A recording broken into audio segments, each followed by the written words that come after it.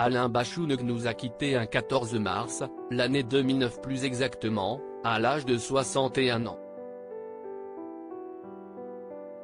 Il laisse derrière lui un immense héritage musical et son influence dans la chanson française est toujours aussi présente. Dans sa vie privée, l'artiste fascinant était père de 2 enfants, mais les relations avec son aîné Arthur, né de son mariage avec Chantal Monterastelli de 1991 à 1999, sont restées complexes.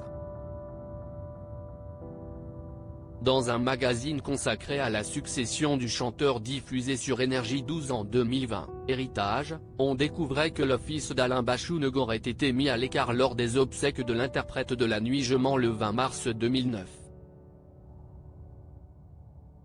Un processus qui aurait commencé avant, la veuve du chanteur ayant été accusée de l'avoir écarté de son fils et de son passé.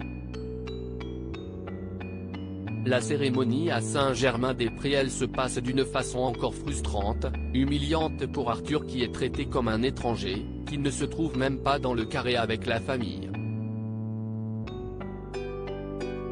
Il est parmi les autres invités, avait écrit Bernard Pasquito, auteur du livre Les Héritiers, édition Anne Carrière. Une distance qui est née quand Alain Bashung s'est remarié avec la chanteuse Chloé Mons, mère de leur fille Popé.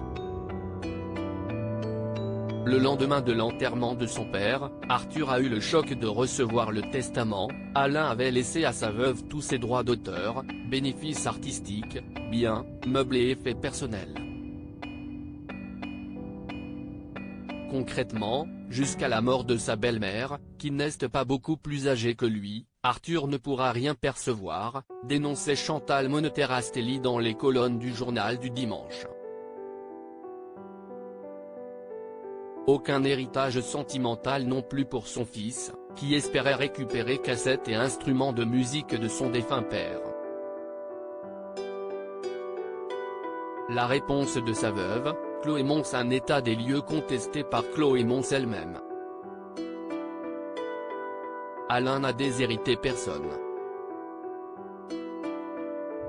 Cette affirmation était fausse et m'a blessé ainsi que Popé.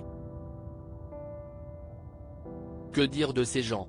Si est-il leur problème, leur fantasme?